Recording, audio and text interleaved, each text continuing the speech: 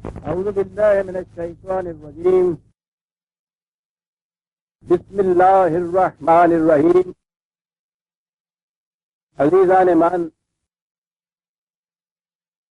آج اپریل 1972 کی 30 تاریخ ہے اور درس قرآن کریم کا آغاز سورہ الاعراف کی آیت 73 سے ہو رہا ہے.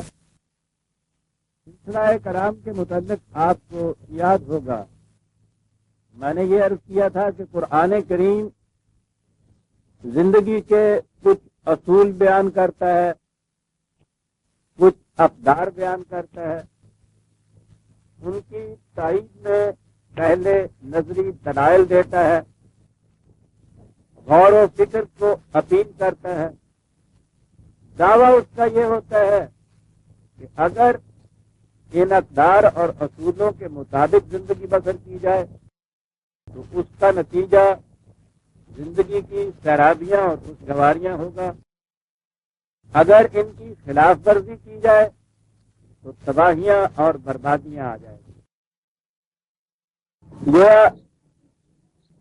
آج کی اصطلاح میں اسے پریگمیٹک کہتے ہیں. طریق جو ہے، پریگمیٹک طریق کے معنی ہوتا ہے کہ کسی دعوے کا ثبوت اس کے نتیجے سے پیش کیا جائے. آگ میں ہاتھ ڈالو گے تو ہاتھ جل جائے گا. اس کا ثبوت یہ ہے کہ جو ہاتھ آگ میں ڈالے وہ ہاتھ جل جائے. یہ ایک محسوس نتیجہ ہوتا ہے جو سامنے آتا ہے اس دعوے کی دلیل بننے کے لیے. یہ پریگمیٹک ٹیسٹ جو ہے اسے ہمارے دور میں خاص طور پر بڑی اہمیت دی گئی ہے، اس لیے کہ یہ نظری دلائل سے زیادہ مؤثر ہوتا ہے. وہ تو محسوس شکل میں نتیجہ سامنے آ جاتا ہے. سینکیاں کھاؤ گے ہلاکت ہو جائے گی. ٹیسٹ یہ ہے کہ کسی پہ سینکیاں کھلایا جائے، ہلاکت ہو جاتی ہے. اور آج کل تو یہ جتنی ادویات آپ یہاں بنتی ہیں ان کے پہلے ٹیسٹ یہ سارے وہ چھوٹے چھوٹے جانوروں پر ٹیسٹ کیا جاتا ہے. چھوٹے چھوٹے چوہے ہوتے ہیں ان کی چیزوں کے لیے. یعنی پریگمیٹک ٹیسٹ یہ ہے کہ اپنے دعوے کی صداقت کی شہادت میں ایک محسوس نتیجہ پیش کیا جائے. اب آپ غور کیجئے کہ قرآن ایک قوم سے یہ کہتا ہے کہ تمہاری یہ روش غلط ہے، اگر تم اس پر اسی طرح چلتے رہے تو تباہی اور بربادی آ جائے گی. نظری دلائل دیتا ہے، وہ اسے تسلیم نہیں کرتا. وہ تو اس وقت ابھر رہی ہوتی ہے، ترقی کی طرف جا رہی ہوتی ہے، قوتوں کے نشے میں وہ بدمست ہوتی ہے، وہ دلائل سنتی نہیں ہے. اب اگلی چیز یہ ہے کہ اسے پریگمیٹیکلی یہ بتایا جائے تو پریگمیٹیکلی تو اس قوم اور جس وقت وہ انجام سامنے آئے گا اس وقت اس سے بتانے اور سمجھانے کا فائدہ کچھ نہیں ہوگا، وہ تو تباہ ہو چکی ہوگی. اس کے لیے اور باقی رہ جاتا ہے کہ اقوام سابقہ کی تاریخ ان کے سامنے پیش کی جائے اور انہیں بتایا جائے کہ دیکھو فلاں قوم نے اسی قسم کی روش اختیار کی تھی جس قسم کی روش تم اختیار کر رہے ہو، اس کا نتیجہ تم دیکھو کیا ہوا.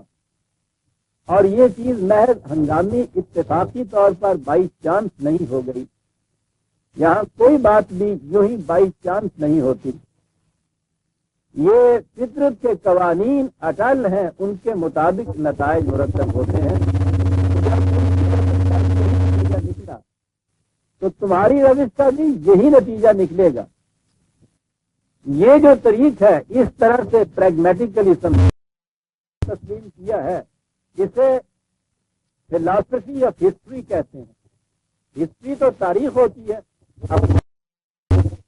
اور ان کی فلاسفی یہ ہوتی ہے کہ یہ بتایا جائے کہ جس قسم کی روش ایک قوم نے اختیار کی تھی اس قسم کی روش کوئی قوم بھی جو اختیار کرے گی اس کا نتیجہ وہی نکلے گا جو اس قوم کی صورت میں نکلا تھا. ویسے اسے بھی ہمارے اس دور کا خاص ایک سائنٹیفک علم کہا جاتا ہے، فلاسفی آف ہسٹری. اس سے پہلے یہ نہیں ہوتا تھا، لیکن قرآن کریم نے 1400 سال پہلے فلاسفی آف ہسٹری کو بیان کیا اور اپنے دعوے کی شہادت میں پریگمیٹک ٹیسٹ اس کو معیار قرار دیا اور اس کے لیے اقوام سابقہ کی تاریخ کو سامنے لایا۔ اب ظاہر ہے کہ وہ جو پہلی اولی مخاطب قوم تھی، جن اقوام سے وہ واقف تھی، انہیں کی تاریخ ان کے سامنے پیش کی جانی چاہیے تھی۔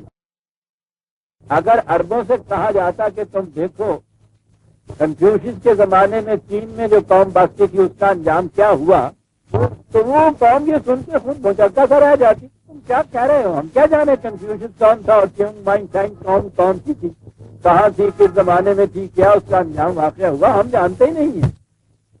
اس زمانے میں اقوام عالم کی تاریخ تو لوگوں کے سامنے تھی ہی نہیں۔ تو یہ عرب جو تھے، ان کے گرد و پیش جتنی اقوام سابقہ گزری، وہ ان کی ویران کھنڈروں پر صبح شام گزرتے تھے۔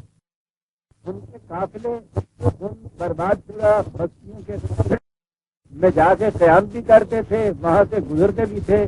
ان کے افسانے، ان کے داستانے ضباطت خلائق تھی، وہ ان کا ذکر کرتے تھے۔ ان کے شاعر ان چیزوں کو بطور تمثیل کے پیش کرتے تھے۔ وہ اچھی طرح واقف تھے ان اقوام سے بھی، ان اقوام کے انجام سے بھی۔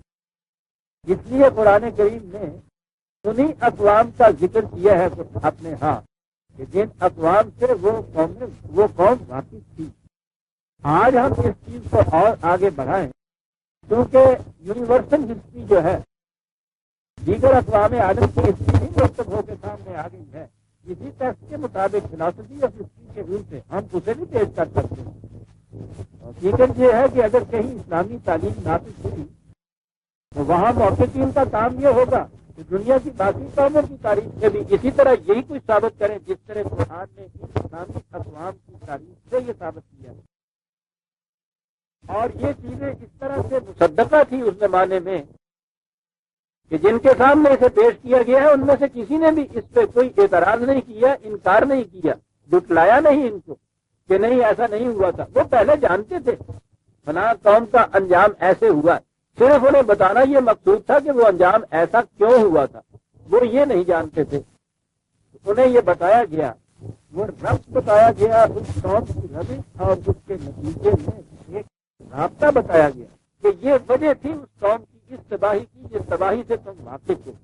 یہ ہے قرآن کریم ان اقوام کی جب سرگزشتیں بیان کرتا ہے تو اس سے مقصود یہ ہے۔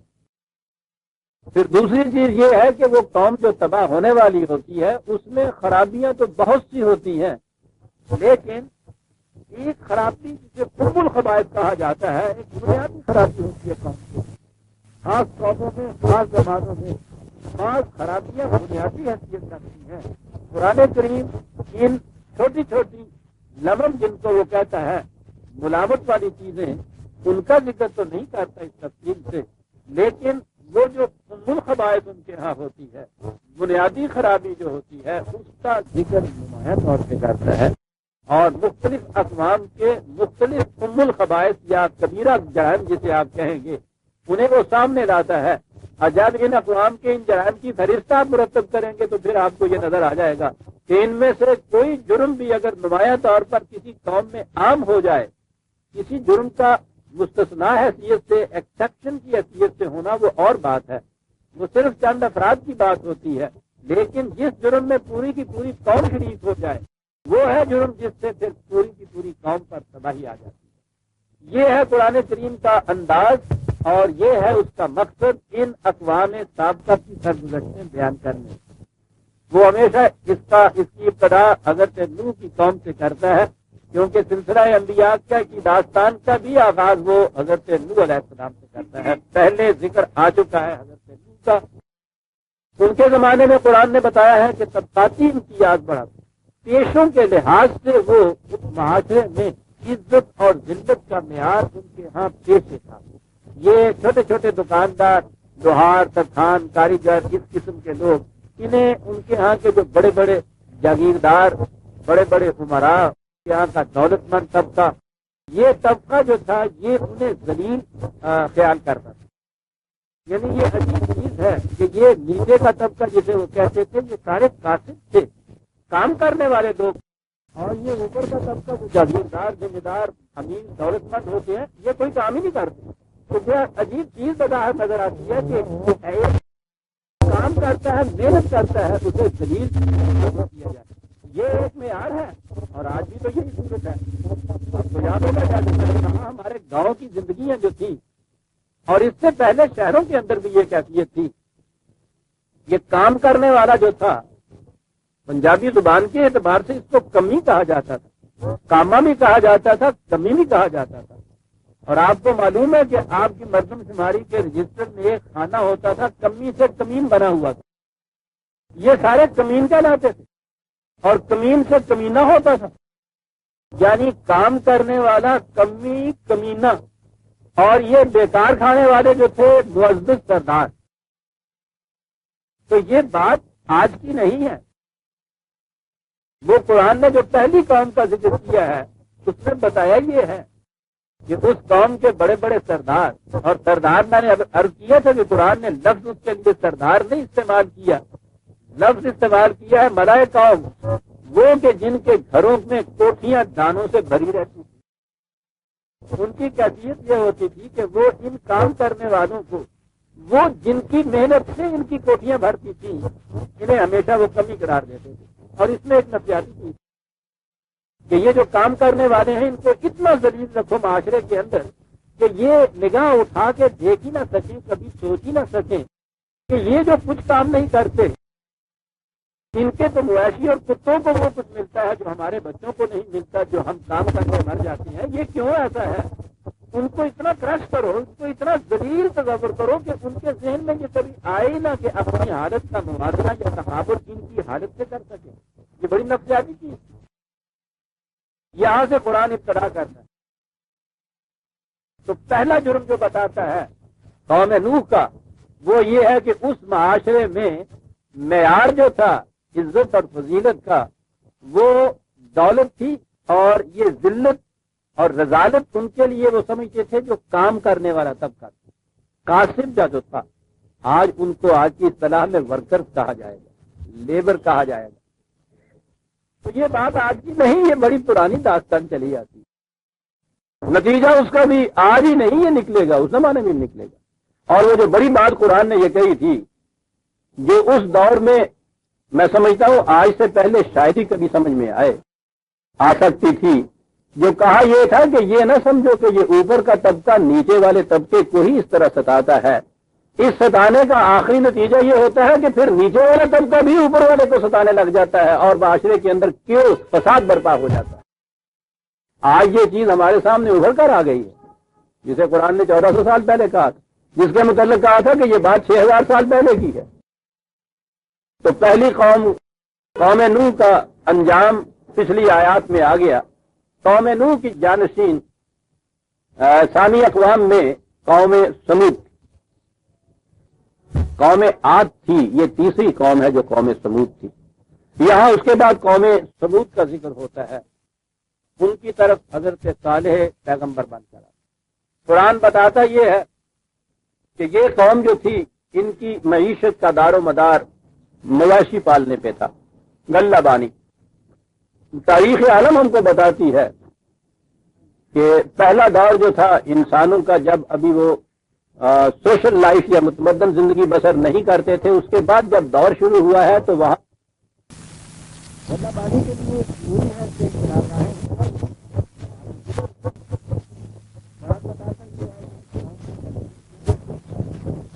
کہ چشمے تھے، لیکن یہ قوم کے بڑے بڑے وہی ملائے قوم کہ جنہوں نے بہت کچھ اپنے یہاں جمع کر رکھا تھا، انہوں نے ان چراگاہوں کو بھی اپنی ذاتی چیز بنا دیا تھا، اور ان چشموں کو جس کی زمین میں وہ چشمہ ہو اور وہ زمین جو ہے اس کے اوپر لکیر کھینچی، وہ زمین بھی اس کی۔ اب یہ جب زمین اور چشمہ اس کا ہو گیا تو وہ جنہوں نے ایسی لکیریں نہیں کھینچی تھی ان کی نہ زمین رہی نہ ان کا چشمہ رہا، اور جب ان کی یہ چیزیں بھی نہ رہی تو ان کے مویشی چریں کہاں تک، پانی کہاں پیے۔ ان کے رحم و کرم پر جہاں ان کا جی چاہے ان کو اجازت دیں، جب جی چاہے ان کو پانی پینے دیں یا چارہ چرنے دیں۔ کیفیت یہ کہ ان کی بیچاروں کی اگر کوئی ایک بھیڑ ہے تو وہ بھی شاید 2-4-6 مہینے کے بعد مر جاتی ہوگی، لیکن ان کے ہاں یہ ہے کہ اس گلے میں دن بدن روز افزوں ترقیاں ہوتی چلی جاتی تھی۔ تو اس طرح سے دولت دولت کو پیدا کرتی چلی جاتی. قرآن کہتا ہے کہ یہ تھا معاشرہ اس قوم کا. اس میں حضرت صالح آئے اور انہوں نے آ کے ان سے یہ کہا کہ یہ جو تمہاری بنیاد ہے اس چیز کی کہ یہ زمین میری ہے اور اس کے اندر کا چشمہ میرا ہے, میں جس کو چاہوں اس کے اندر آنے دوں, جس کو نہ چاہوں نہ آنے دوں, اس کی سند تمہارے پاس کیا ہے؟ زمین میری ہے, تیری کیسے؟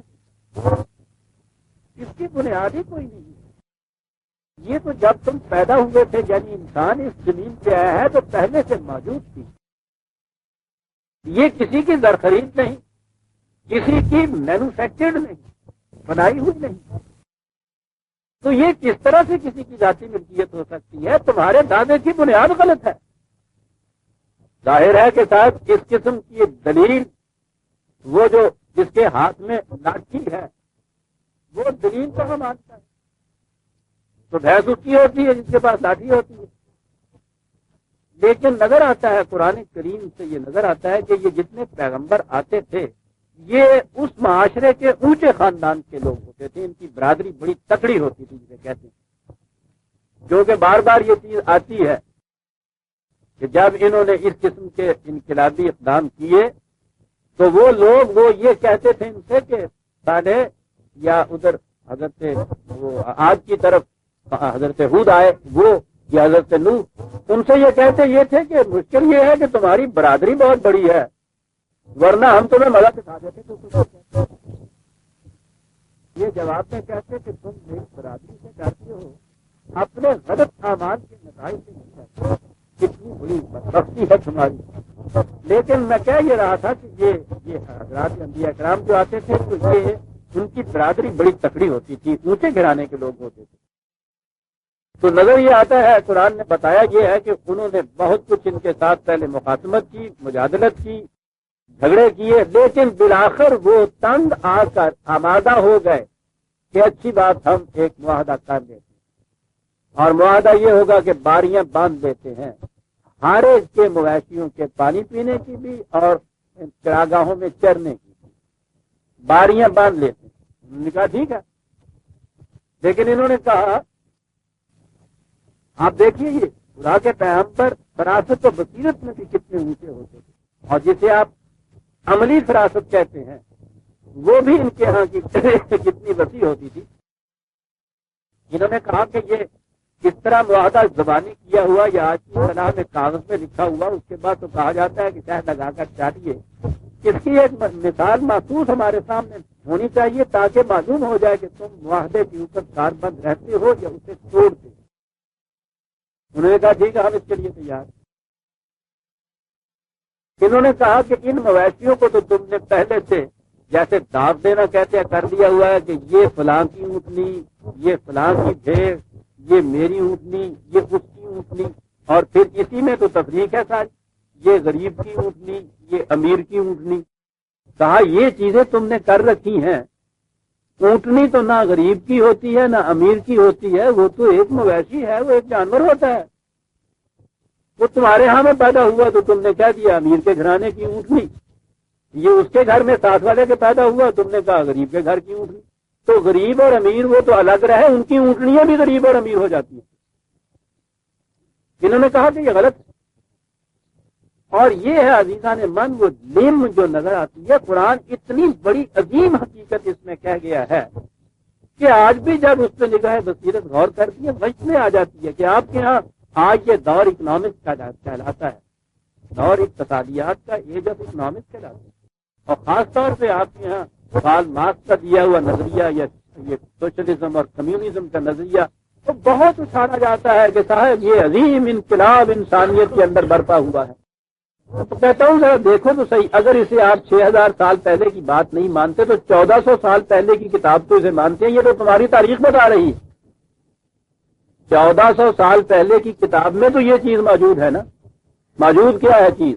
بنیاد ہے عزیزان من, یہ جسے آپ سوشلزم کمیونزم ان کے معاشی نظام کہتے ہیں, اور ان سے کہ کہیں اونچا ہے یہ نظام جسے یہ کہا جاتا ہے. کہا کیا ہے؟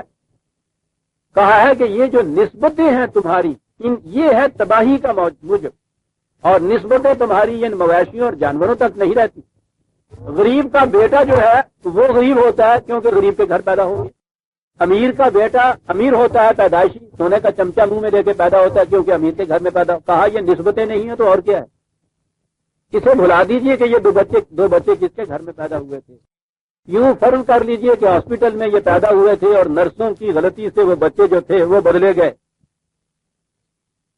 تو اب بدلنے سے ہی یہ جو تھا حقیقت میں غریب کا یہ تو امیر کا ہو گیا، یہ امیر کا جو تھا غریب کا ہو گیا۔ انٹرنسکلی یا بیسیکلی بنیادی طور پہ ان دونوں بچوں میں کوئی فرق نہیں تھا، یہ تمہاری نسبت ہے جس نے ایک بچے کو پیدائش کے ساتھ ہی امیر بنا دیا، دوسرے کو ساری عمر کے لیے غریب بنا دی۔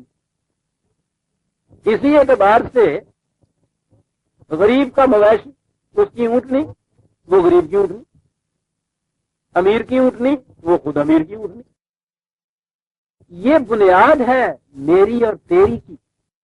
یہ بڑی گہری چیز ہے جو کہی گئی۔ انہوں نے کہا کہ یہ ایک اونٹنی ہے، نہ میری نہ تیری، نہ زید کی نہ بکر کی، نہ امیر کی نہ غریب، میں اس کی نسبت ہی کسی کی طرف نہیں کرتا۔ اسی نسبت سے تم آگے ساری چیزوں کا متعین کرتے، نسبت کوئی نہیں ہے اس اونٹنی کی۔ ناقۃ اللہ، خدا کی اونٹنی جس کی نسبت کسی انسان کی طرف نہ ہو، کسی فرد کی طرف نہ ہو، جو کسی کی ملکیت میں نہ آئے، قرآن کریم اس کو اللہ کی کہتا ہے۔ یہ جو بیت اللہ کہتے ہیں آپ، وہ بیت اللہ اللہ کا گھر کیسے رہتا؟ یوں تو اللہ لامکاں ہے، اس کا گھر ہی کوئی نہیں، اور اگر دیکھا جائے تو للہ ہے ما فی السماوات والارض، ارض و سماوات جتنا ہے وہ سارا اس کا۔ تو یہ ایک گھر کو کیوں کہا گیا کہ یہ اللہ کا گھر؟ وہ اس لیے کہ وہ کسی کی ملکیت نہیں ہوتا، وہ انفرادی ملکیت میں نہیں آ سکتا۔ اسی طرح سے جب خدا نے ارض اللہ کہا تھا تو اس کے بھی معنی یہ تھے کہ یہ کسی کی ملکیت میں آنے والی چیز نہیں ہے۔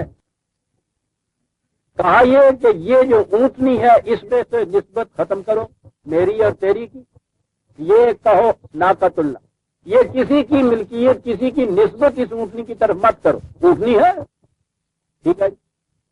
قرآن کے الفاظ ہذہ ناقۃ اللہ ہے، یہ ہے اللہ کی اونٹنی۔ اب آپ نے سمجھ لیا یہ اللہ کی اونٹنی کے معنی کیا ہوگا؟ لکم آیت، اس بات کی نشانی کہ تم اس معاہدے کے اوپر کاربند رہتے ہو یا نہیں رہتے، یہ ایک پھر فضروہا، اسے کھلا چھوڑو، لکیروں کی پابندیاں کیا، تاکہ تاکل فی ارض اللہ، ناقۃ اللہ ارض اللہ کے اندر چلے، خدا کی زمین، خدا کے یہ مویشی، خدا کے یہ جانور، خدا کی یہ اونٹنی، اسے کھلا چھوڑو۔ تاجر پابندی کیوں لگاتے ہو نسبتوں کے ذریعے سے؟ پابندیاں نسبتوں سے لگتی ہیں۔ خدا کی اونٹنی ارض اللہ، خدا کی زمین کے اندر چلے۔ کہتا ہوں عزیزان من، ان دو لفظوں سے آپ دیکھیے کسی قسم کا کوئی شک و شبہ یا مغالطہ یا التباس کس باب میں رہ سکتا ہے کہ قرآن کی روح سے زمین پر ذاتی ملکیت نہیں ہو سکتی؟ وہ جسے ارض اللہ کہتا ہے وہ کس طرح سے کہ محمد بخش اور فتح خان کی زمین ہو سکتی؟ اسی لیے پہلی سورہ بقرہ میں قرآن کریم نے یہ کہا ہے کہ یہ انداد من دون اللہ ہے۔ اگر تم ان چیزوں کی نسبت کسی انسان کی طرف کر دیتے ہو تو یہ شرک ہے، تم انہیں خدا سے ورے خدا بنا دیتے ہو، یہ اس کی ملکیت ہے۔ اس کی ملکیت میں اگر تم انسانوں کو شریک کرتے ہو تو یہ اس سے بڑا شرک کیا ہو سکتا ہے؟ یہ ارض اللہ کہا گیا ہے قرآن کے تاریخ کے اعتبار سے کم از کم 6000 سال پہلے، اور سند کے اعتبار سے کم از کم 1400 سال پہلے ہر ارض اللہ ہے۔ اب آپ کے ساتھ جھگڑے ہو رہے ہیں، وہ کیا کر رہے ہیں؟ وہی فیوڈلزم کے زمانے کا اسلام آپ کا مرتب کیا ہوا، اس زمانے کی فقہ مرتب ہوئی ہوئی، اس فقہ کے مسائل آپ کے یہاں کے وہ شریعت خداوندی بنی ہوئی ہے۔ جب بھی ان سے پوچھیے کسی نہ کسی فقہ کا مسئلہ آپ کے سامنے لے آئیں گے کہ ان کا فیصلہ یہ ہے۔ یہ قرآن کا فیصلہ کوئی آپ کے سامنے نہیں لائے، یہ ارض اللہ جو ہے اس کو کوئی سامنے نہیں لائے۔ اور پھر اس کو وسعتیں جب دی جائیں گی تو پھر زمین پر بے حد و نہایت ملکیت جو ہے اسلام کی روح سے جائز ہے. وہ اسلام کہہ دیجیے بس، اس کے بعد تو پتہ ہی نہیں کہ اس کے معنی کیا ہے. سوچیے جب یہ تو وہ کسی امام کا فتویٰ، کسی مفتی کا قول، بس وہ آ جائے گا اسلام. تم سے کہو کہ قرآن کی روح سے بات کرو تو آپ کو معلوم ہے یہ قرآن کی مخالفت کیوں کرتے ہیں؟ یہ کیوں ہزار علماء کا فتویٰ لگتا ہے اس شخص کے خلاف کہ جو کہتا ہے کہ قرآن سے سند لاؤ. قرآن سے سند لانے سے ان کی کوئی چیز باقی نہیں رہتی. ان کا یہ وضع کردہ سارا اسلام ڈھیر ہو کر رہ جاتا ہے. یہ اسلام ہے اس چیز کا جسے وہ ارض اللہ کہتا ہے. اس کے متعلق یہ فتویٰ، یہ حکم، یہ فیصلہ کہ وہ بے حد و نہایت اس کے اوپر ذاتی ملکیتیں جو ہے اسلام کی روح سے جائز ہیں. تمہارا کوئی اسلام یہ کہتا ہو تو میں نہیں کہتا. قرآن اس کو تو کہتا ہے کہ ارض اللہ ہے یہ، اور آج کی بات نہیں وہ کہتا. یہ ایک ابدی حقیقت ہے. خدا کا رسول یہ کہہ رہا ہے، وہ خدا ہی کی بات کہہ رہا ہے، اپنی بات تو نہیں کہہ رہا. تو یہ تو ابدی حقیقت ہے. پہلے دن بھی یہی حقیقت تھی، آج بھی یہی حقیقت ہے کہ ارض اللہ ہے. کہا اس نے یہ تاکل فی ارض اللہ فلا تمسوها بسوء. یاد رکھو اب اس بنا پر کہ یہ اونٹنی تمہارے ذہن میں اگر یہ رہے کہ صاحب ہماری چراگاہ میں آ گئی ہے اور پھر اسے کوئی اذیت پہنچاؤ، اگر پھر بھی یہ تم نے سوچا کہ یہ میری چراگاہ ہے جس کے اندر گھس آئی ہے، تو یہ جو تمہارے ہاں کا بنیاد ہے معیشت کے نظام کی، فَيَأْخُذَكُمْ عَذَابٌ عَلِيمٌ، اس کا نتیجہ دردناک تباہی ہوگا تمہارے لیے. یہ نہیں کہ کوئی ایک قوم تھی، اس کے کچھ افراد نے، ایک اونٹنی تھی، اس کو انہوں نے مار دیا، اس کی وجہ سے وہ قوم تباہ ہو گئی. قوم کی بات تو محض ایک شہادت کے طور پہ پیش کی گئی ہے. ابدی حقیقت یہ ہے کہ جہاں جس جگہ بھی معیشت کا نظام یہ ہوگا کہ جن چیزوں کو خدا نے نوع انسانی کے لیے ذرائع رزق پیدا کیا گیا ہے، انہیں اگر ذاتی ملکیت میں لے لیا جائے گا تو اس نظام کا نتیجہ تباہی ہوگا. اور اس کی شہادت یہ ہے کہ فلاں قوم نے یہ کیا تھا، نتیجہ تباہی تھا. یہ نہیں کہ اسی قوم کے لیے یہ بات تھی. یہ اصول ہے، جہاں بھی یہ ہوگا نتیجہ تباہی ہوگا. آپ غور کیجئے کہ کتنی بڑی بنیادی حقیقت ہے جو قرآن کہہ گیا.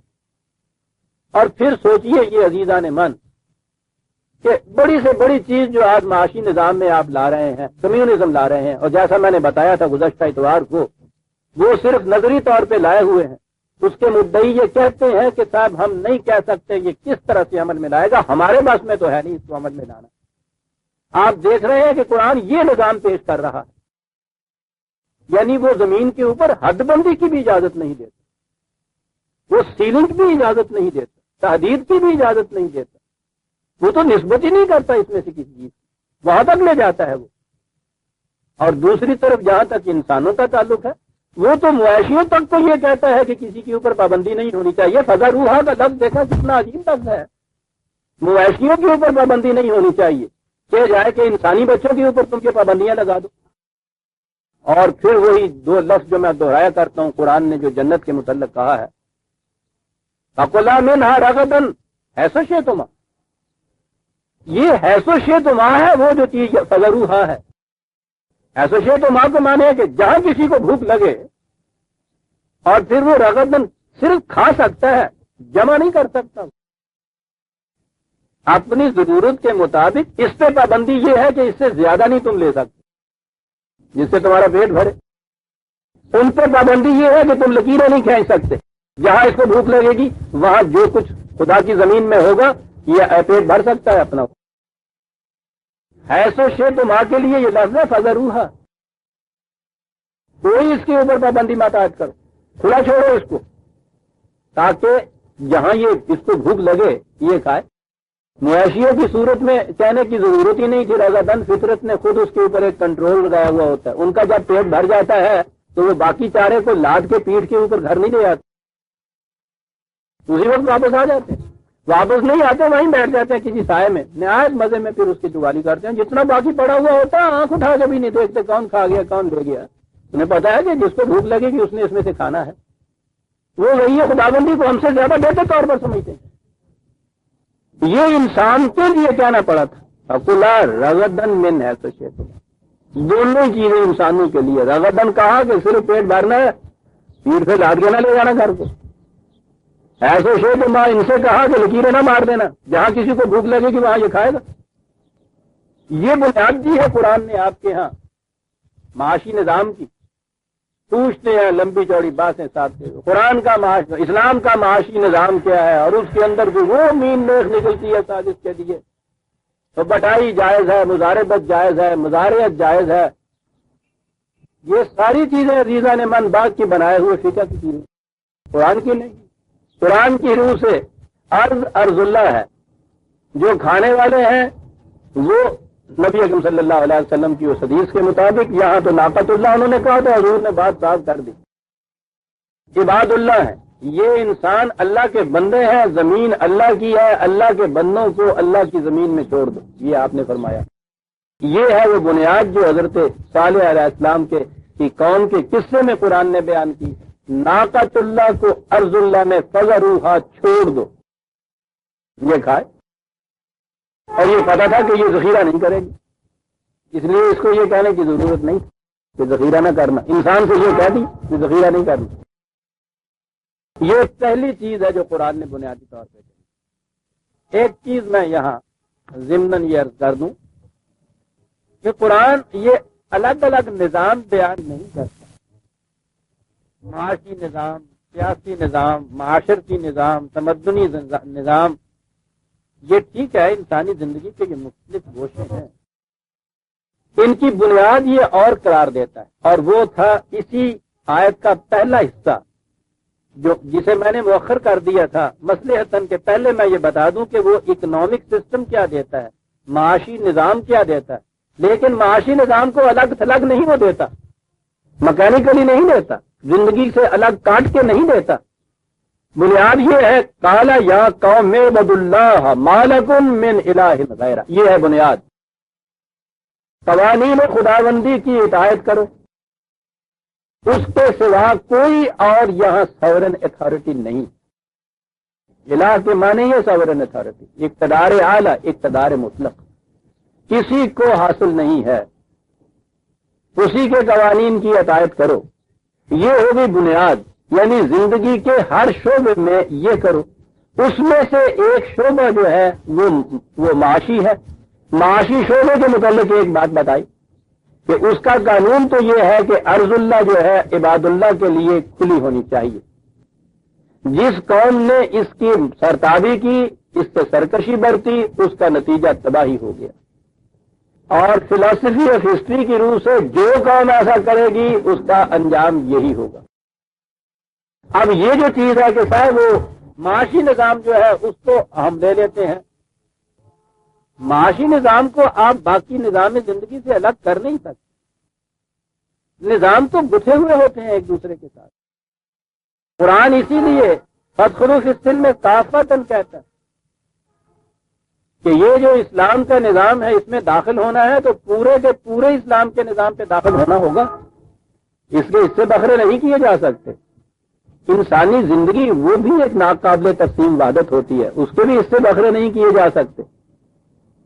آپ نہیں کہہ سکتے کہ وہ کھانا کھانے کے وقت میں کچھ اور ہوتا ہوں, آپ سے باتیں کرتے وقت کچھ اور ہوتا ہوں. وہ میں تو مستقل طور پر وہی ہوتی ہے. یہ مختلف کام ہے جو وہ میں کرتی رہتی ہے. وہ کہتے ہیں تمہاری میں سے تعلق ہے, اس بنیاد کو اعبدوا اللہ, قوانین خداوندی کی اطاعت کرو. زندگی کے ہر گوشے میں اطاعت کرو, ہر شعبے میں اطاعت کرو, ہر سانس میں اطاعت کرو. اسی میں یہ سارے نظام آ جائیں گے. اس لیے اگر تو اعبدوا اللہ ہے تو اس کے بعد جو نظام اس کی روح سے آپ دیں گے وہ اسلامی نظام خود بخود ہو جائے گا. اس کے ساتھ اسلامی لگانے کی ضرورت ہی نہیں رہتی. لیکن اگر اعبدوا اللہ نہیں ہے, آپ کا بنیاد اس میں نہیں ہے کہ اطاعت صرف قوانین خداوندی کی ہے, یہ بنیاد نہیں ہے تو اس کے بعد کوئی نظام بھی خواہ وہ قرآن کے نظام سے ملتا جلتا بھی کیوں نہ ہو اسلامی نہیں ہو سکتا. اس بنیاد کے بعد قرآن کا ہر نظام اسلامی ہوگا. یہ بنیاد بیچ میں سے چھوڑ دیں گے, خالی وہ نظام کو لے لیں گے, اسلامی نہیں ہوگا. یاد رکھیے اس چیز کو بھی. میں نے عرض کیا خواہ وہ قرآن کا بتایا ہوا نظام بھی کیوں نہ ہو, اسے آپ زندگی کے باقی گوشوں سے الگ کر کے اگر مکینیکلی اڈاپٹ کرتے ہیں وہ اتنا حصہ اسلامی نہیں ہو سکتا. یا تو سارے کا سارا آپ کا نظام اسلامی ہوگا یا وہ غیر اسلامی ہوگا. اور اسلامی ہونے کے لیے بنیاد ہے عباد اللہ کی کہ ہر نظام اور ہر زندگی کا شعبہ وہ قوانین خداوندی کے تابع رہے. پھر یہ الگ الگ نظام اسلامی کہلائیں گے. یہ نہیں ہو سکتا کہ ایک نظام آپ کا اسلامی ہو جائے دوسرا نظام جو ہے غیر اسلامی ہو جائے. عباد اللہ میں تو یہ ہو ہی نہیں سکتا. اسی لیے ہر نبی جو آیا ہے اس نے پہلی بات یہ کہی ہے یا قوم عباد اللہ ما لکم من الہ غیرہ. لیکن جب آپ کے یہاں پھر نیا اسلام بننا شروع ہوا ملوکیت کے زمانے میں تو عباد اللہ جو تھا محکومیت اختیار کرو قوانین خداوندی کی، اس کا ترجمہ ہو گیا عبادت کرو خدا. یہ ہو گئی نماز پڑھو، یعنی زندگی سے بالکل الگ. اس کا ترجمہ ہوا پرستش. زندگی سے آپ نے دیکھا کیسے اس کو کاٹ دیا. یہ کرو اور باقی زندگی کے باقی جتنے امور ہیں ان میں سے جو بھی آپ کے لیے بہتر ہو اس کو اڈاپٹ کرو. عباد اللہ جو تھا بنیاد وہ تو پوری کر لی نا آپ نے مسجد میں جا کے 4 رکعتیں پڑھ کے. یوں ہی اس کا ترجمہ آپ کے ہاں پوجا یا پرستش ہوا، نظام سے بات کٹ گئی. دیکھا کتنی بڑی گنجائش پیدا کر دی. ایک لفظ کا ترجمہ غلط کر دیا. انہوں نے اسے عبادت ہی رکھا تھا. عبادت کا ترجمہ پرستش ہوا، خود عبادت کا تصور بھی آپ کے یہاں پرستش ہو گیا. اب بڑا عبادت گزار ہے اس کے معنی یہ ہوتے ہیں کہ نفل پڑھتا رہتا. وہ تو 5 وقت کی نماز میں باقی وقت جو ہے اس میں تو نہیں ہوتا نا، پھر وہ نفل پڑھتا رہتا، تسبیح پڑھتا رہتا ہے، عبادت کرتا ہے. عبادت کچھ الگ کرنے کی چیز یہ نہیں ہے کہ زندگی کے ہر سانس میں قوانین خداوندی کی اطاعت کرتا ہے. نہ، عبادت کرتا ہے، عابد ہے. آپ دیکھیے ایک لفظ کا لفظ نہیں سے کانسیپٹ کہتے ہیں. ایک تصور کو جب بدلا ہے انہوں نے، یہ جو تھا ابدیت عبودیت، اس کو انہوں نے پوجا پاٹ یا عبادت کہا تو سارے اوپر کے تصور آپ کے ہاتھ میں. یہ الگ ایک ڈپارٹمنٹ ہو گیا عبادت. وہ اتنا کر لیا تو وہ تو ہو گیا عبادت والی بات. زندگی کے باقی شعبوں سے اس کو تعلق نہیں. اور قرآن کا مفہوم اس کو لیجیے جس کے معنی ہی ہے محکومیت. تو پھر آپ دیکھیے یہ الگ نہیں رہتا. یہ نہیں ہوتا کہ آپ اتنے حصے تک کر لیں تو پھر تو وہ ٹھیک ہے، یہ ہو گیا. یہ جو یہاں جو ریکوائرمنٹ اس کی تھی، جو تقاضا تھا وہ پورا ہو گیا. پرستش میں تو ہو جاتا ہے، صبح کی نماز پڑھی وہ پورا ہو گیا. اس کے بعد باقی حصہ جو ہے پھر اپنا کاروبار کیجیے. یہاں یہ بات نہیں. اطاعت تو آپ کو زندگی کے ہر شعبے میں کرنی ہوگی. راستہ چلتے ہوئے بھی کیپ ٹو دی لیفٹ جب کریں گے آپ تو وہ بھی عبادت ہوگی اگر وہ خدا کے قانون کی ہے. جب اس کا وہ ٹول ٹیکس آپ دے رہے ہوں گے جب بھی وہی عبادت ہوگی. جو ہی آپ کے یہاں سامنے وہ سگنل جو ہوگا اسٹاپ کا وہاں کھڑے ہو جائیں گے وہ بھی عبادت ہوگی. زندگی کے ہر شعبے میں ہوگی. تو بنیاد ہوگی یہ عباد اللہ. اس بنیاد کو آپ رکھیں گے پھر آگے قرآن نے یہ جزیات دی ہیں اس عبادت کی. عرض کو عرض اللہ کے لیے چھوڑنا عبادت ہے. تو پہلی چیز قرآن نے، یعنی یہ دوسری قوم جو تھی، پہلی قوم جو تھی جس میں طبقاتی امتیاز تھا پیشوں کے لحاظ سے، کام کرنے والے ذلیل، بیکار کھانے والے معزز، تباہی. قرآن کہتا ہے اس معاشرے کی تباہی ہے. دوسری قوم کی مثال پیش کی کہ رزق کے ذرائع کو لکیریں مار کے میری اور تیری میں تقسیم کر دینا اور اسی اعتبار سے پھر وہاں سے اسی کو حصہ دینا جو تمہارا ہے، کسی غیر کو اس میں آنے نہ دینا. کہتا کہ رزق کے ذرائع کے اوپر اگر یہ انفرادی ملکیتیں میری اور تیری ہو جائیں تو اس کا نتیجہ عذاب علیم، دردناک تباہی اس کی. یہ ہے جو چیز جہاں ہمیں قوم سمود کے قصے میں ہمارے سامنے آتی ہے. کسی قوم کو اگلی آیات میں یاد دہانی کرائی گئی. وَاذْكُرُوا إِذْ جَعَلَكُمْ خُلَفَاءَ مِنْ بَعْدِ عَادٍ. کہا ذرا سوچو تو صحیح، تم جو قوم عاد کے جانشین ہو گئے ہو، اس سے پہلے قوم عاد تھی نا. کہنے کے لیے تو بات یوں ہی کہہ دیا کہ ان کے تم جانشین ہو گئے ہو، ٹھیک ہے، اس کے بعد تم آ گئے. بڑی گہری بات ہے. وہ قوم عاد جو تھی وہ کیوں نہ اس وقت تک ایسے ہی رہی؟ وہ کیوں چلی گئی؟ اس کے بعد تم کیوں آ گئے؟ اسے کیوں زوال ہو گیا؟ وہ کیوں مٹ گئی؟ یہ دیکھا ایک خلفاء کے اندر کتنی بڑی بات کیا دی. اگر ان کی روش صحیح ہوتی تو ان کی جگہ کوئی دوسری قوم لے نہیں سکتی تھی. یہ چیز کہ اس کی جگہ کوئی دوسری قوم آ گئی ہے، اس کی دلیل یہ ہے کہ ان کی روش غلط تھی جس کی وجہ سے وہ مٹ گئی.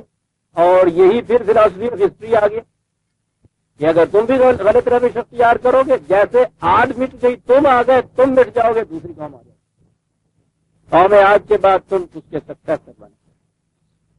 پھر تمہیں اتنا کچھ ملا کہ وَبَوَّأَكُمْ فِي الْأَرْضِ تَتَّخِذُونَ مِن سُهُولِهَا قَصُورًا وَتَنْحِتُونَ الْجِبَالَ بُيُوتًا. اسٹیبلش کیا اس نے تمہیں زمین جس ملک کے اندر، تمہاری جڑیں گاڑ دی اس کے اندر. تمہیں اتنا کچھ فراوانی سے ملا کہ تم بہت بڑی تہذیب کے مالک بن گئے. تم اس کے میدانوں میں محلات بناتے ہو، پہاڑوں کو تراش کے وہاں اپنے بنگلے اور قلعے تعمیر کرتے. ہاں سوچو تو صحیح، فاذکروا آلاء اللہ ہے. یہ کتنی بڑی نعمتیں ہیں جو تمہیں ملی ہیں خدا کی طرف. ان کو سامنے رکھو، کتنی بڑی یہ فراوانیاں ہیں، خوشحالیاں ہیں، رفع الحالیاں ہیں جو تمہیں نصیب ہوئی ہیں. تو اس کے بعد اگلی بات ہے وَلَا تَعْثَوْا فِي الْأَرْضِ مُفْسِدِينَ. تو اس کے بعد یہ تو نہ کرو کہ تم پھر اس ملک کے اندر فساد میں چاہتے پھرو. یہ فساد کیا تھا؟ جن کو قرآن نے نہیں کہا ہے کہ وہاں یہ پتھراؤ ہوتا تھا، جلاؤ ہوتا تھا، گھیراؤ ہوتا تھا، یہ روز نٹ بازیاں ہوتی تھی، یہ وہاں جو فائرنگ ہوتی تھی، یہ یونین کے انتخاب ہو رہا ہے، ایک مر گیا ہے، اتنے اسپتال میں گئے ہوئے ہیں، وہ دکان کے شیشے ٹوٹ گئے ہیں، وہاں سے یہ لکھ دیا ہے. یہ کیا چیز ہے کہ فساد نہ مچاؤ؟ وہ پہلے کہہ دیا ہے کہ ذرائع رزق کے اوپر لکیریں کھینچ دینا جو ہے یہی تو فساد ہے. فساد کے مارے نہ ہمواریاں. دیکھیے گا اس قوم کی کسی اور فساد کا ذکر قرآن میں نہیں کی. ایک ہی ہے جو بنیادی فساد ہے. فساد کی جڑ کہتے ہیں. یوں ہی آپ نے ان چیزوں پہ میری اور تیری کی جھگڑے کی بنیاد رکھ دیا. پھر میری وعدہ اس کی حد ہی نہیں ہے، زیادہ سے زیادہ بڑھتا چلا جاتا ہے تاکہ جو تیری وعدہ ہے ایک دن ایسا اس سے آ جاتا ہے کہ تن آمد بجان جائے. قرآن نے کچھ قوم کے سلسلے میں کہا تھا بدلنا بعد یہی نہ سمجھو کہ یہ اوپر کا طبقے والا ہی نیچے کو گزرتا چلا جائے گا. یاد رکھو ایک دن تنگ آ کے یہ نیچے والا اوپر والے کے خلاف کیا ہو جائے گا. اسے فساد کہا ہے. ماربل بالیاں مرفع اٹھانیاں اس میں ہر ایک کا حصہ ہونا چاہیے.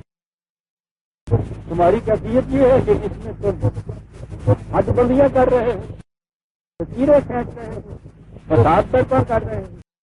یہ نہ کرو، تباہ ہو جائے. یہ ایکشن اس کا کیا ہو؟ میں نے کہا ہے نا کہ یہ حضرت صالح یا یہ پیغامبر جو تھے یہ ان کے معیار کے مطابق اونچی برادری کے لوگ ہوا کرتے تھے. ان کی قوم تکڑی ہوا کرتی تھی. آگے آتا ہے کہ یہ انہوں نے ان سے تو جو کچھ کہا ہوگا. یہ جو ان کے فالوورز تھے اور وہ لامحالہ وہی ہو سکتے تھے کہ جن کے مویشیوں کو یہ چڑھنے نہیں ہوتے، جن کے ہاں یہ چیزیں کتنی لکیریں کھینچ کے نہیں آئی، یعنی غریبوں کا طبقہ کیا نہیں. اگلی آیت میں یہ بات واضح ہو جائے. قال الملأ الذين استكبروا من قومه للذين استضعفوا. اس قوم کے یہ جو بڑے بڑے تھے وہی لفظ آ گیا ملائکہ جن کے برتن بھرے ہوئے ہیں کی وجہ سے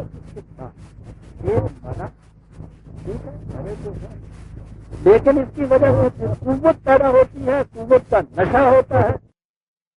اور استکبار کے معنی ہوتا ہے کہ خود تلاش کر کے اپنے لیے بڑائیاں اور نفوتیں، قوتیں، مدہوشیاں یہ حاصل کرتے چلے جانا. استکبار خود حاصل کرتے چلے جانا. بات ایسا ہے